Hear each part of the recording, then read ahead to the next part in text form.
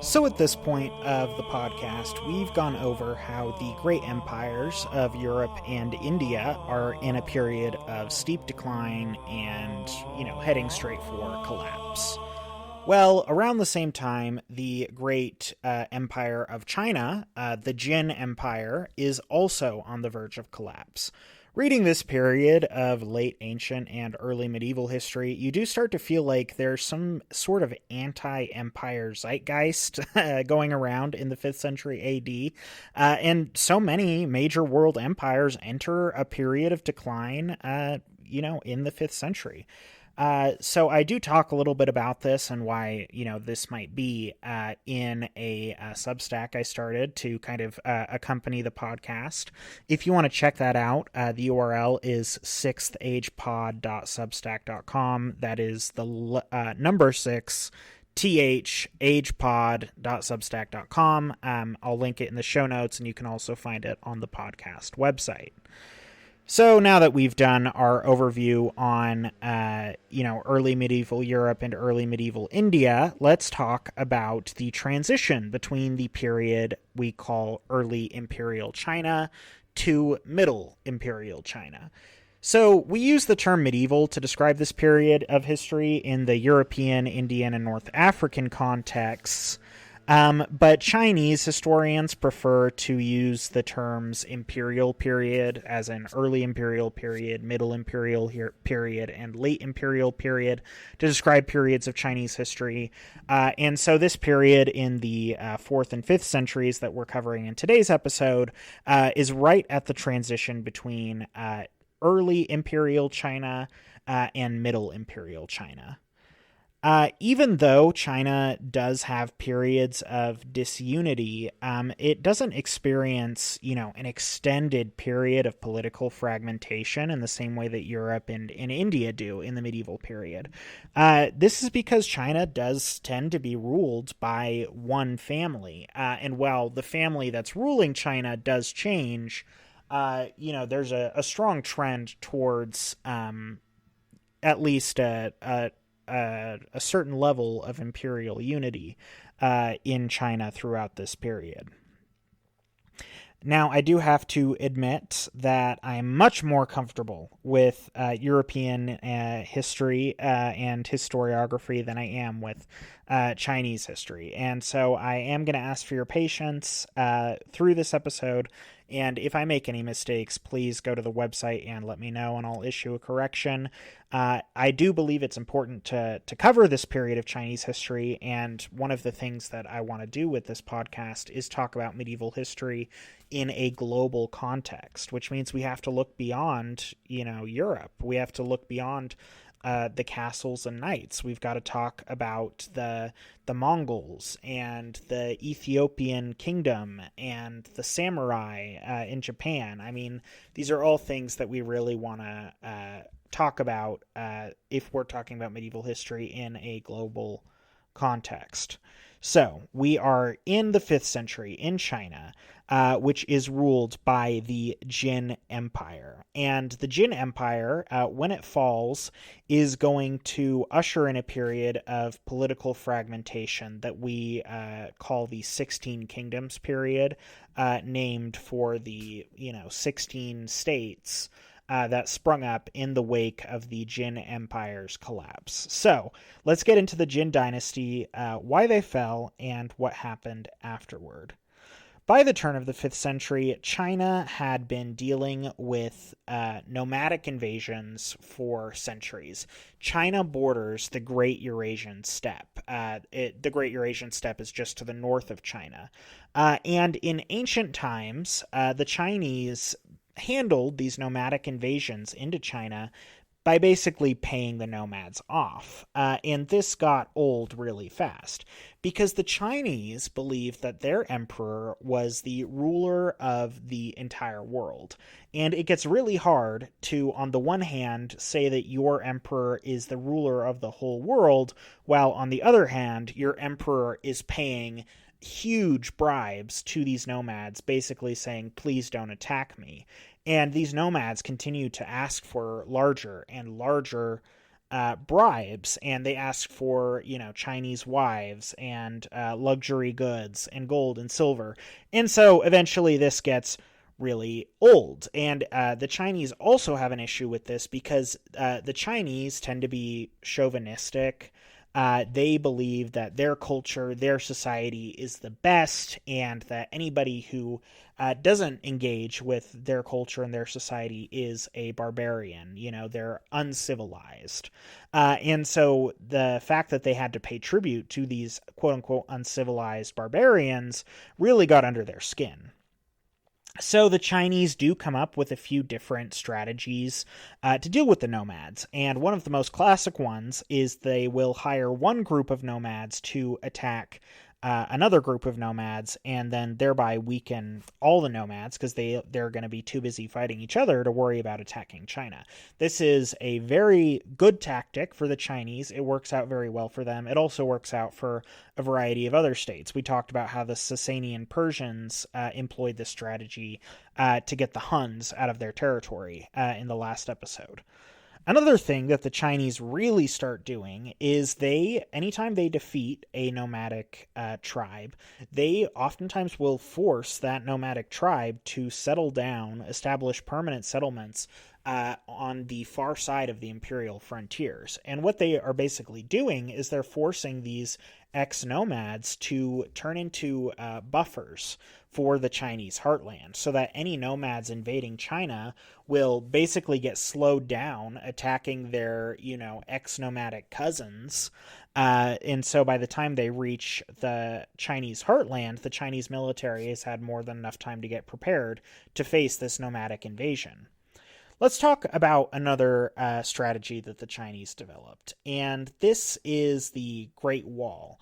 Now, when we talk about the Great Wall, we think of this giant stone fortification, but what we're thinking of is really a Ming Dynasty project from the 14th century. What we're talking about in the 4th and 5th century is less of a great wall and more of a network of earthworks, of dikes, and wooden fortifications. So the Great Wall in this period is really a piecemeal network of fortifications, and they weren't putting these fortifications up to establish a permanent border between China and the nomadic steppelands. They were really just trying to put up, what they saw as temporary fortifications to slow down nomadic invasions. And over time, they just kept maintaining these fortifications until eventually the Ming Dynasty decided to, erect a stone barrier there. And the Ming chose to do that more for political reasons, really, than defense reasons. But that's beyond the scope of our episode today. But just keep in mind, the Great Wall at this period is more of a network of earthworks. It's much more hurdy-gurdy. It's not super stable at this period. And really the effect that this network of walls and earth mounds has is that it slows down nomadic invasions. It doesn't stop them, but it does slow them down. And with enough time, the imperial government would be able to marshal their forces, prepare their defenses, and get ready for the nomads to attack. And so slowing down the nomads is really the strategy that the Chinese are adopting in this period. That's the way that they feel like that's the best way that they know to really address these nomadic incursions. So after a nomadic army attacks, first they're going to have to go through all of the ex-nomads that China has settled along the borders, and that's going to slow them down. And then they're going to have to make their way through the Great Wall, which is also going to slow them down even more. And by this time, the Chinese are going to have plenty of notice that the nomads are coming. They're going to be able to have their defenses fully prepared, ready to go, so that when the nomads do finally make it to the Chinese heartland, the Chinese have their military armed, their defenses are prepared, and they're ready to fight these nomads off. However, you got to think that the people who are getting the worst part of this deal are the ex-nomads that are forced to settle down on the far side of the Great Wall. And the Chinese, did have to pay these ex-nomads quite a lot, because these ex-nomads were getting a really raw deal. They were getting put on the front lines of the conflict between China and the steppe tribes. And so when the Chinese start to neglect these ex-nomads, when they start to, fail to really pay attention to these ex-nomads, that's when things start to really break down in the imperial system. And that's what we're going to be talking about today. So we'll start in the 3rd century AD, and this is when China, rather than being united under one empire, is broken up into 3 smaller empires. This period is called the Three Kingdoms period of Chinese history. And the ruling dynasty of one of these 3 smaller empires is known as the Wei dynasty, or the Wei family. The leader of the Wei dynasty, the Wei emperor, was pretty weak by the middle of the 3rd century, and he relied on powerful magnates to administer his state. He couldn't do it directly, and more power had to flow through these leaders of powerful families, because the emperor would rely on these powerful families to marshal troops and collect taxes. The leader of one of these families was named Sima Yi. I may be butchering that pronunciation. But Sima Yi gets his shot at, full power when the Wei emperor died before his son was old enough to rule on his own. The emperor died, and his son and heir was only 7. And so the emperor declared that Sima Yi would be one of 2 regents who would represent the boy emperor's interests and help him administer his state until he was old enough to rule on his own. So 10 years after Sima Yi is named as co-regent, he organizes a coup against the other regent, and this regent is named Cao Shuang. And Cao Shuang goes on a trip with the emperor to visit the imperial tombs outside the capital. And while he's gone, Sima Yi goes around the imperial capital putting up proclamations listing Cao Shuang's various crimes and abuses of power. Now, whether these were actual crimes and actual abuses of power is up for interpretation. It could be propaganda, a little bit of overstatement going on. But that's at least what Sima Yi is claiming. And so Sima Yi effectively goes to the imperial court, and he turns everyone at court against his fellow regent. And so they back his play, and together they send a letter to the emperor, who's still out of town at this point, asking him to remove Cao Shuang as regent. And Cao Shuang was afraid that this situation would spiral into a civil war, which was very possible. And he's like, well, if I voluntarily step down, they'll let me retire in peace and we can avoid a war. And so he steps down, he resigns his position, and immediately after, instead of being able to go into a graceful retirement, Sima Yi seizes Cao Shuang, and he has Cao Shuang and most of his family executed. The emperor really has no choice but to go along with Sima Yi's extermination of the Cao family. And even though the emperor did become an adult soon after, he just didn't have the ability to remove Sima Yi, because Sima Yi has become so powerful and so entrenched that he can't be removed from his position as regent. And there were some rumblings that Sima Yi was actually planning to become the emperor himself, but he died before this could happen. However, even though Sima Yi has died, his supporters were still very powerful. And so they ensured that Sima Yi's powers were, as regent, his powers as regent, were transferred to his grandson, Sima Yan. Now, for whatever reason, these magnates really did not want the emperor to gain full control of the empire. They really wanted to keep power concentrated in the Sima family, even though the emperor is fully an adult at this point. Now, there's been some suggestions that this could have been because the emperor was something of a dilettante, But this may have just been, again, political propaganda. We don't really know. Whatever the case is, Sima Yan inherits the regency. He becomes regent. And less than a year after he became regent, he assembled a cadre of powerful generals and magnates. And they go to the emperor and offer him a deal. Basically, you can make Sima Yan the emperor and step down and live out the rest of your life in luxury as a prince, or you can be killed. And the emperor, who is feeling like this is just inevitable at this point, agrees. Sima Yan ascended the throne and chose the regnal name Wu. And so he became the first emperor of the so-called Jin Dynasty in 265 AD. For simplicity's sake, I'm going to start referring to Sima Yan by his regnal name, Wu. Don't get confused. It's the same person. Emperor Wu is Sima Yan. Sima Yan is Emperor Wu.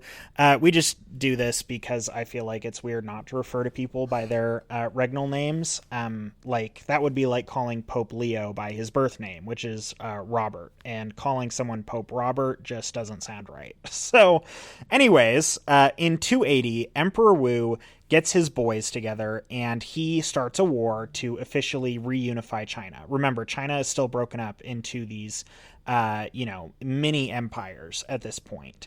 And Wu ends up winning his war, and he finally reunifies China into one big empire. But this unification was very shaky, and it was incomplete. And that's because Wu was very much locked in a power struggle with the powerful families of China, which administered the cities and estates that Wu relied on for his tax revenues. Now, Wu wanted these families to pay enough in tax that he could fund an imperial army to protect the imperial heartland, and enough that he could pay for his ceremonial functions as emperor. If you're the Chinese emperor, you have to spend a lot of money on big events, festivals, things like that. And these powerful families, however, want to pay as little in taxes as possible. And because a lot of these powerful families were responsible for Wu gaining the throne in the first place, they didn't really feel an obligation to listen to his demands. So eventually, Wu gets this idea that instead of going through the powerful families to collect taxes, he can just tax the peasantry directly by having people who work for him administer the taxes. And this is a very good idea. Direct taxation is much better for states than indirect taxation. It vastly improves the flow of revenue back to the state, and it tends to limit public corruption. The problem is that Wu just didn't have the power to implement direct taxation. His tax officials would go to these estates to try and collect taxes, and the powerful families would effectively hide the peasantry from the tax collectors. And so this ambitious plan that Wu had, unfortunately, doesn't work out. And so Wu is effectively dealing with a shrinking treasury. It's getting smaller each year, and the families are trying to pay less and less each year. Emperor Wu dies, and his son, Emperor Hui, ascends the throne. Emperor Wei, however, is apparently intellectually or developmentally disabled. And so there's another regency. Another imperial prince, a relative, has to act as regent for the disabled emperor. During the Emperor Hui's reign, the imperial family gets very divided. There's a lot of infighting, and they literally start fighting battles, and there's assassination campaigns. I mean, it gets really nasty. They start fighting for the right to act as the emperor's regent.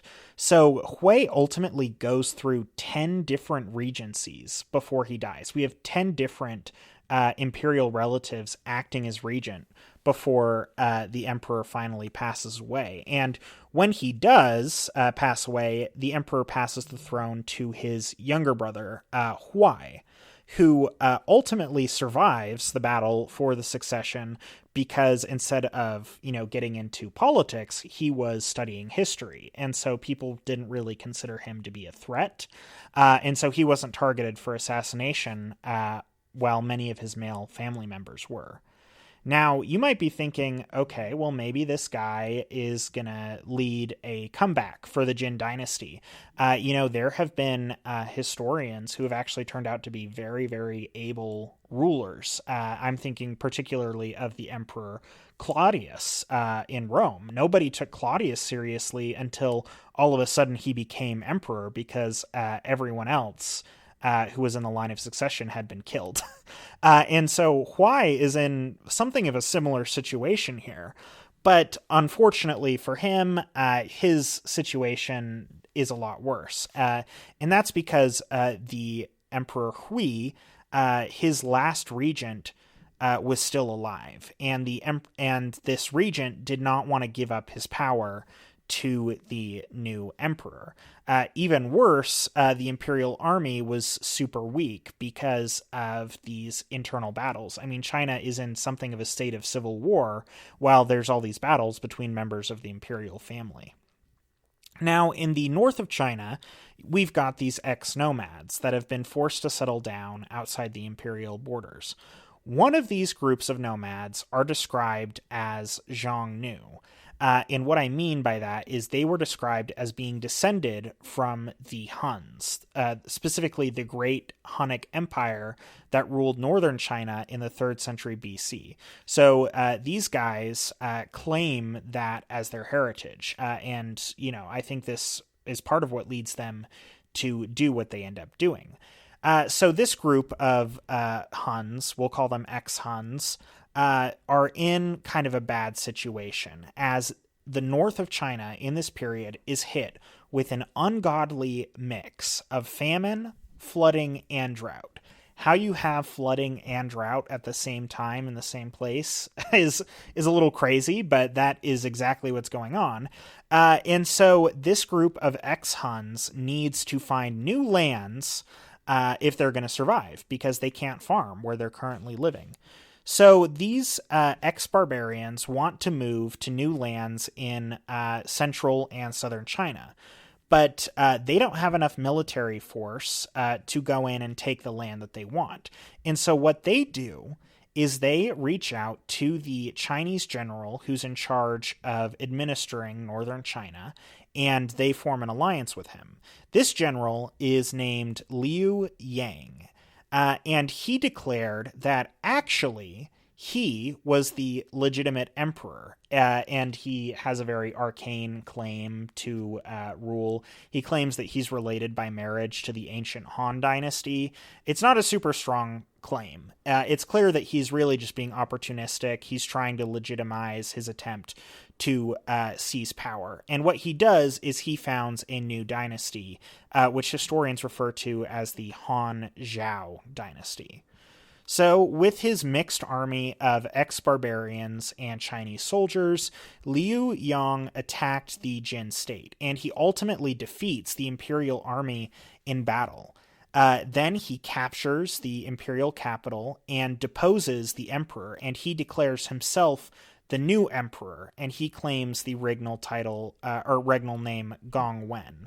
And he, of course, is very much like, I'm the restoration of the Han Dynasty. The Han Dynasty, if you don't know, is the ancient Chinese dynasty that is associated kind of with China's golden age, and it's also associated with a lot of these Confucian values. So there's a lot of political meaning wrapped up in claiming to be the restorer of the Han Dynasty. This could be the turning point that China needs to get out of its cycles of infighting and its drought and famine. Maybe, just maybe, with the right ruler restoring the blessed Han Dynasty, things are going to work out. Doesn't really turn out to be the case, unfortunately. And unfortunately for the Emperor Huai, he is forced to be Gongwen's servant. There's kind of a humiliation ritual that's going on here. And eventually the old emperor is executed on Gongwen's orders. So the Jin dynasty is out of power for a moment, and the Han Zhao dynasty is in charge. But the problem is that the Han Zhao dynasty is still really weak. I mean, they have just claimed power. They're not very strong. Their army has been weakened by famine and drought, and it's the area that it really has control over has been totally depopulated. Northern China, in this period, we start to see thousands, potentially hundreds of thousands of ethnic Chinese people move from the north of China to South China to avoid the wars and the environmental disasters. So within a few decades, the area of northern China that the Han Zhao dynasty controlled breaks up because the Han Zhao dynasty isn't able to maintain control over the whole area. And so instead of ruling northern China, they'd become one of a bunch of different independent states in northern China. So we refer to this group of states as the 16 kingdoms, and none of these states is really able to exert power over any of the others. And so we see these states acting independently. They have their own kings and emperors. They're ruled by different families. Now, in southern China, there is a surviving branch of the Jin family, and the members of this surviving branch go to Nanjing, and they claim it as their capital and set up a new dynasty. And so they basically say, we're the restored Jin dynasty. Unfortunately for them, the new Jin had a lot of the same problems as the old Jin dynasty. They were unable to assert their authority over the powerful families, and they also were never able to get enough power and enough military might together to reconquer the north. So China is effectively split between the north, which is ruled by these independent states, and the south, which is nominally controlled by the new Jin dynasty. But this only lasts for a few decades, and the Jin emperor ends up getting murdered and usurped by a powerful general. This general is called Liu Yu, and he declares that he forms a new dynasty, which he calls the Song dynasty. Historians refer to this as the Liu Song dynasty to distinguish it from a different Song dynasty which rules China later on. Now, the Liu Song dynasty really only controls southern China, and that's because northern China is still broken up into these independent states, and a lot of these states end up being dominated by ex-barbarians.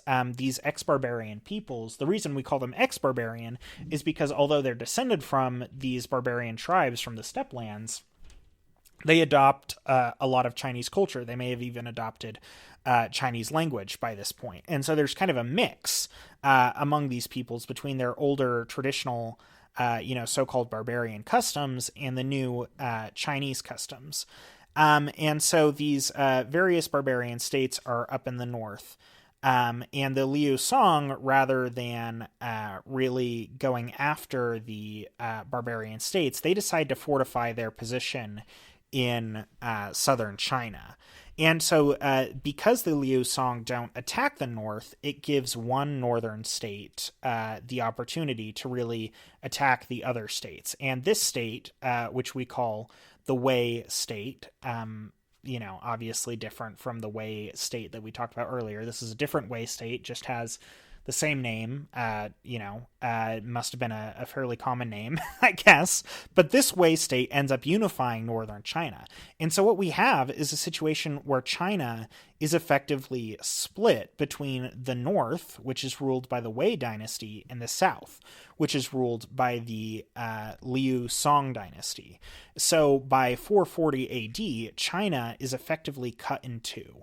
And the Wei are ruling the north, and the Liu Song are ruling the south. Okay, we're going to stop this episode here because we've, talked about the collapse of the Jin state, and we've previewed the rise of the Wei and the Liu Song. We're going to pick up here in a couple episodes where we're going to describe the changes that are happening in Chinese culture and religion in this period of imperial transition.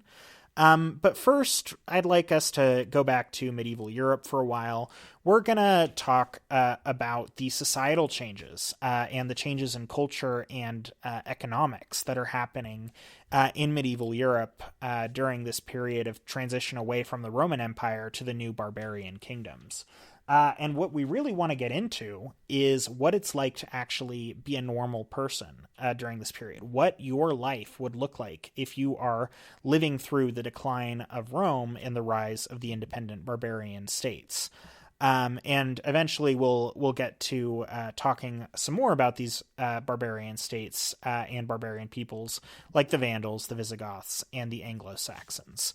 As always, you can reach me at our website, which is sixthagepod.com, or on Instagram or TikTok at sixthagepod. Love to see you there. Any feedback you guys have, please share. I'm always looking to improve. And if you'd like to support the podcast, you can do so at the website or by becoming a subscriber to the Substack, and that just helps me pay for equipment, which is more expensive than you think it's going to be. So anything helps. I appreciate it, and we'll see you next time when we'll be returning to medieval Europe.